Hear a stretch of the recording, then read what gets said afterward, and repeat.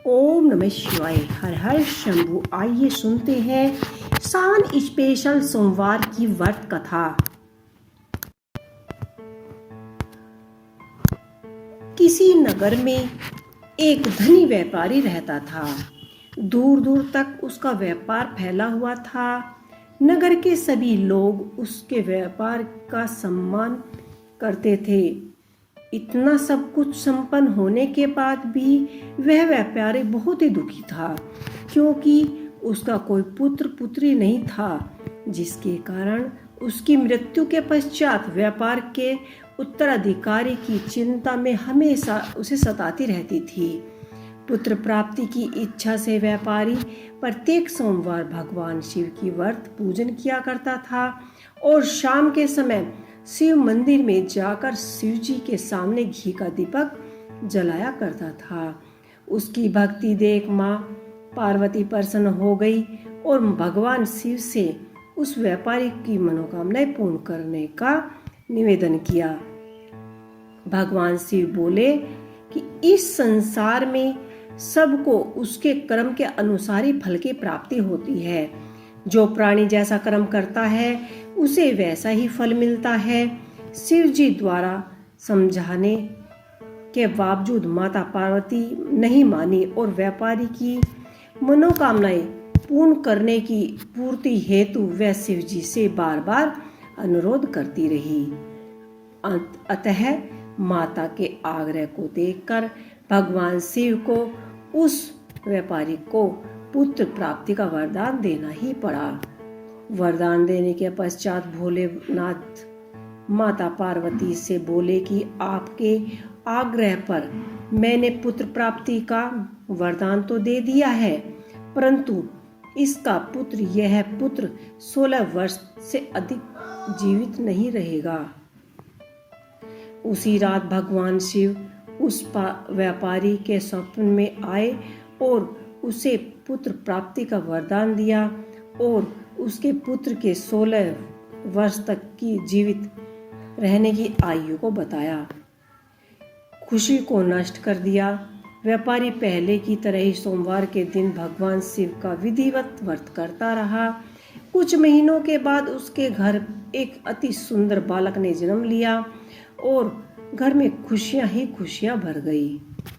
बहुत ही धूमधाम से पुत्र जन्म का समारोह मनाया गया, परंतु व्यापारी को पुत्र के जन्म की अधिक खुशी नहीं हुई, क्योंकि उसे पुत्र की अल्प आयु के रहस्य के बारे में पता था। जब पुत्र 12 वर्ष का हुआ तो व्यापारी ने उसे उसके मामा के साथ पढ़ने के लिए वाराणसी भेज दिया। लड़का अपने मामा के साथ शिक्षा प्राप्त हेतु चला गया। रास्ते में जहाँ भी मामा भांजे विश्राम करने के हेतु रुकते, वहीं यज्ञ करते हुए ब्राह्मणों को भोजन कराते हुए जाते। लंबी यात्रा के बाद मामा भांजे एक नगर में पहुंचे। उस दिन नगर के राजा की कन्या का विवाह था, जिस कारण पूरे नगर को सजाया गया। निश्चित समय पर बारात आ गई, लेकिन वर का पिता अपने बेटे की एक के काने होने के कारण बहुत ही चिंतित था। उसे भय था कि इस बात का पता चलने पर कहीं राजा विवाह से इनकार ना कर दे। इससे उसकी बदनामी भी होगी। जब वर के पिता ने व्यापारी के पुत्र को देखा तो उसके मस्तिष्क में एक विचार आया। उसने सोचा, क्यों न इस लड़के से दूल्हा बनाकर राजकुमार से विवाह कर दूं। विवाह के बाद इसको धन देकर विदा कर दूंगा और राजकुमारी को अपने नगर ले जाऊंगा। वर के पिता ने लड़के के मामा से इस संबंध में बात की। मामा ने धन मिलने के लालच में वर के पिता को बात स्वीकार कर ली। इसके लड़के को दूल्हा बनाकर वस्त्र पहनाकर राजकुमारी से विवाह कर दिया गया। राजा ने बहुत सारा धन देकर राजकुमारी को विदा किया। शादी के बाद जब लड़का राजकुमारी के साथ लौट रहा था तो वह सच्चाई को छिपा न सका और उसने राजकुमारी की ओढ़नी पर लिख दिया, राजकुमारी, तुम्हारा विवाह तो मेरे साथ हुआ है। मैं तो वाराणसी पढ़ने के लिए जा रहा हूँ और जिस राजकुमार के साथ तुम्हें भेजा जा रहा है वह नवयुवक एक आँख का काना है। जब राजकुमारी ने अपनी ओढ़नी पर लिखा हुआ पढ़ा तो उसने लड़के के साथ जाने से इनकार कर दिया। राजा को जब ये बात सब पता चली तो उसने भी राजकुमारी को महल में ही रख लिया। उधर लड़का अपने मामा के साथ वाराणसी जा पहुंचा और गुरुकुल में पढ़ना शुरू कर दिया। जब उसकी आयु 16 वर्ष की हुई तो उसने यज्ञ किया। यज्ञ के समापन पर ब्राह्मणों को भोजन कराया और खूब अन्न वस्त्र दान दिए। रात को वह अपने शयन कक्ष में सो गया। शिव के वरदान के अनुसार शयन कक्ष अवस्था में ही उसके प्राण पखेरु उखड़ गए।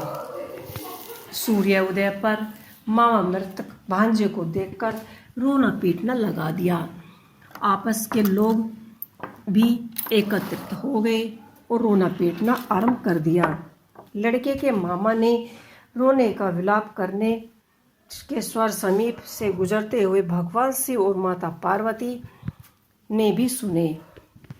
माता पार्वती ने भगवान से कहा कि हे प्राणनाथ, मुझे इसके रोने के स्वर सहन नहीं हो रहे हैं। आप इस व्यक्ति के कष्ट को अवश्य दूर करें। भगवान शिव ने माता पार्वती के साथ अदृश्य रूप में समीप जाकर देखा तो भोलेनाथ माता पार्वती से बोले, यह तो उसी व्यापारी का लड़का है जिसे मैंने 16 वर्ष की आयु का वरदान दिया था। इसकी आयु इतनी ही थी। माता पार्वती ने फिर भगवान शिव से निवेदन किया, उस बालक को जीवन दान देने का आग्रह किया। माता पार्वती के आग्रह पर भगवान शिव ने उस लड़के को जीवित होने का वरदान दिया और कुछ ही पल में वह जीवित हो गया और उठकर बैठ गया। शिक्षा प्राप्त करके लड़का मामा के साथ उसी नगर में चल दिया। दोनों चलते हुए उसी नगर में जा पहुँचे जहाँ उसका विवाह संपन्न हुआ था। उस नगर में भी एक यज्ञ का आयोजन किया गया। समीप से गुजरते हुए नगर के राजा ने यज्ञ का आयोजन देखा और तुरंत ही लड़के और उसके मामा को पहचान लिया। यज्ञ के समापन होने पर राजा मामा और लड़के को अपने महल ले गए और कुछ दिनों उन्होंने महल में ही उनको रखा। बहुत सारा धन वस्त्र आदि देकर राजकुमारी के साथ विदा किया। इधर भूखे प्यासे रहकर व्यापारी और उसकी पत्नी बेटे की प्रतीक्षा कर रही थी। उन्होंने प्रतिज्ञा कर रखी थी कि यदि उन्हें अपने बेटे की मृत्यु का समाचार मिलेगा तो दोनों अपने प्राण त्याग देंगे। परंतु जैसे ही उसने बेटे के जीवित वापस लौटने का समाचार सुना तो वह बहुत ही प्रसन्न हुआ। वह अपने पति और पत्नी और बहुत सारे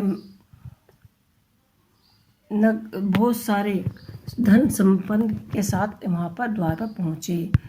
अपने बेटे के विवाह का समाचार सुनकर पुत्र वधू राजकुमारी को देखकर उनकी खुशी का कोई ठिकाना न रहा। उसी रात भगवान शिव ने व्यापारी के स्वप्न में आकर कहा कि हे श्रेष्ठ, मैंने तेरे सोमवार के व्रत कथा सुनने से प्रसन्न होकर तेरे पुत्र की लंबी आयु का वरदान दिया है। पुत्र की लंबी आयु जानकर व्यापारी बहुत ही प्रसन्न हुआ। शिव भक्ति होने तथा सोमवार का व्रत करने से व्यापारी की सभी मनोकामनाएं पूर्ण हुई। इसी प्रकार जो भी भक्त सोमवार विधिवत व्रत करता है, वह कथा सुनता है, उसकी सभी इच्छाएं पूर्ण होती है। तो दोस्तों, ये थी सोमवार यानी स्पेशल सावन सोमवार की व्रत कथा। आपको ये कथा कैसी लगी मुझे कमेंट बॉक्स में लिख के अवश्य ही बताइएगा। इसी के साथ आप सभी को सावन सोमवार की हार्दिक शुभकामनाएं। ओम नमः शिवाय। हर हर महादेव।